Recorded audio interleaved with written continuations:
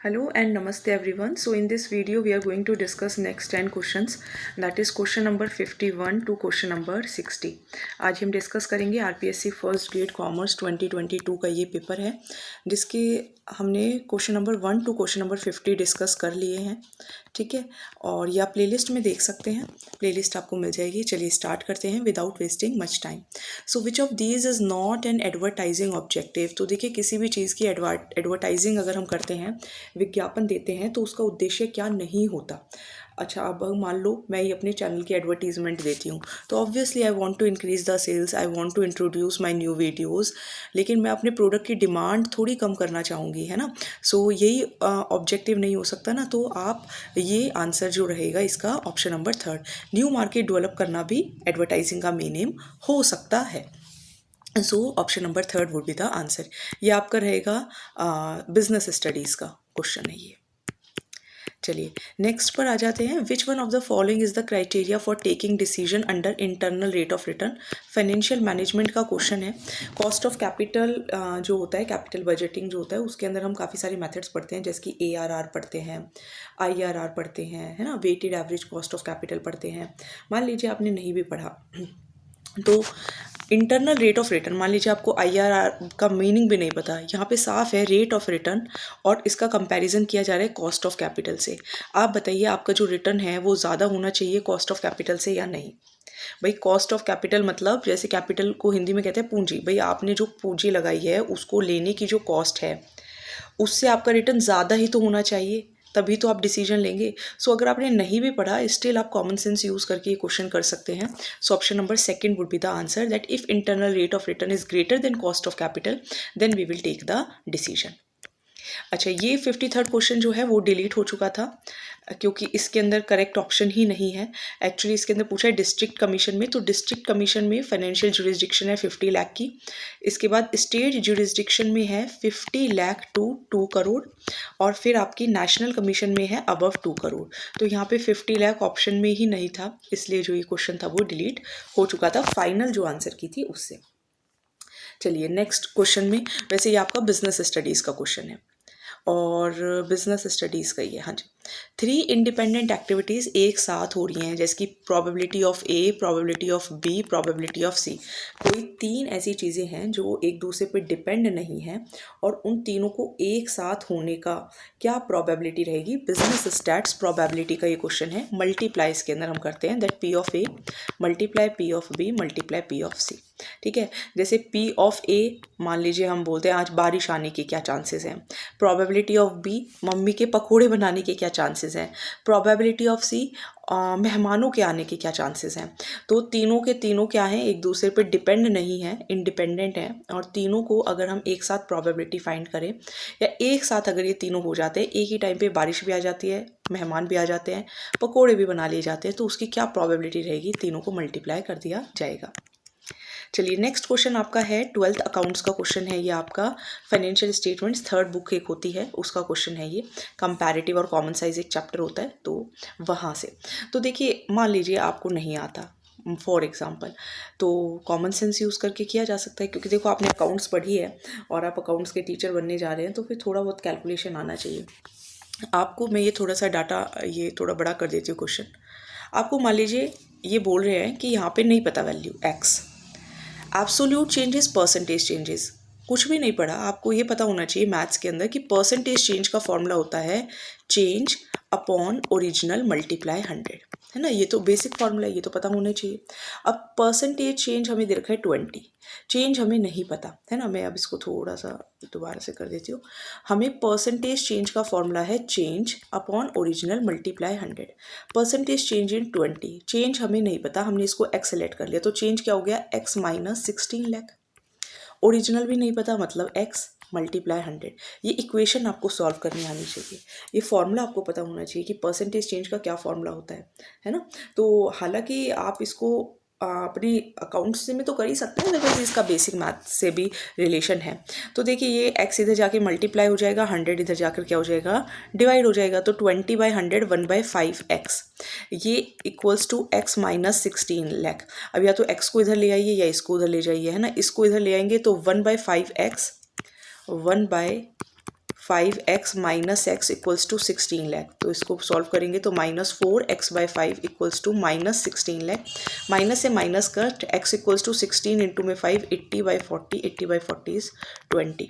तो पहले एक ही ऑप्शन में 20, सो 20 lakh would be the answer. यहाँ पे 20 लाख, 20 माइनस 16 4 लाख, तो आपका ये जो है 4 लाख हो गया, ये 20 लाख हो गया, है ना। कि पहले आपका जो रेवेन्यू था वो 20 लाख था, अगले साल 16 लाख हो गया, तो चेंज कितना हुआ, 20 माइनस 16 4 लाख। परसेंटेज चेंज क्या हो गया, जितना चेंज हुआ है 4, ओरिजिनल कितना था 20, मल्टीप्लाई 100। सॉल्व करके देख लीजिए, 4 5 जा 5, 20 जा, आंसर वुड बी 20%। ठीक है, बेसिक क्वेश्चन है, टफ क्वेश्चन नहीं है। ये वाले क्वेश्चन है जो रटने वाले होते हैं कि सेबी कब इस्टेब्लिश हुआ, ये आपका उसमें रहेगा, क्या कहते हैं, इकोनॉमिक्स के अंदर। तो सेबी कब इस्टेब्लिश हुआ था, 1988 में। 1982 में कोई क्या इस्टेब्लिश हुआ था, एग्जिम। ठीक है, तो ये आपको ध्यान रखना है, सेबी 1988 के अंदर। सो option number second would be the answer. Trial balance क्यों बनाया जाता है, 11th अकाउंट्स का क्वेश्चन है, ट्रायल बैलेंस एंड एरर्स का। ट्रायल बैलेंस में क्या होता है, देखिए यहाँ पे लिखे होते हैं पर्टिकुलर्स, यहाँ पे लिखा होता है डेबिट बैलेंसेस, और यहाँ पे लिखा होता है क्रेडिट बैलेंसेस। और आप क्या करते हो, जैसे मान लीजिए ड्राइंग्स गिवन है तो आपने डेबिट साइड लिख दिया, कैपिटल गिवन है आपने क्रेडिट साइड लिख दिया, सेल्स गिवन है आपने क्रेडिट साइड लिख दिया, परचेजेस गिवन है आपने डेबिट साइड लिख दिया। लास्ट में आप टोटल करके देखते हो, टोटल मैच होना चाहिए। अगर मैच नहीं होता है तो हम सस्पेंस अकाउंट के थ्रू उसको मैच करा देते हैं। तो अब ये जो मान लीजिए डेबिट साइड में आया 10 लाख और इस साइड आया 8 लाख, तो ये जो 2 लाख का डिफरेंस है, यही फाइंड करने के लिए तो ट्रायल बैलेंस बनाया जा रहा है कि ट्रायल बैलेंस का debit balance credit balance equal है या फिर नहीं है। मीन्स हमने ये जो अकाउंट्स बनाए हैं, जो drawings account, capital account, sales account, जो लेजर अकाउंट बनाए होंगे, उस पर जो बैलेंसेस निकलते हैं वही तो हम यहाँ पे लिखते हैं, डेबिट साइड और क्रेडिट साइड। तो हम उन लेजर अकाउंट्स की अरिथमेटिकल एक्यूरेसी तो चेक कर रहे हैं कि वेदर दे आर करेक्ट और not. So option number second would be the answer. चलिए, इसमें से डायरेक्ट एक्सपेंसेस क्या क्या रहेंगे, जो ये आपका क्वेश्चन रहेगा 11th अकाउंट्स फाइनेंशियल स्टेटमेंट्स का क्वेश्चन है। देखिए, कोई विशेष सांचों की लागत, मतलब आपको स्पेशल माउल्स खरीद के लेकर आए। जैसे कि आपने देखा होगा कि काफ़ी सारी चीज़ें ऐसी होती हैं जो एक माउल्स मतलब सांचे, है ना।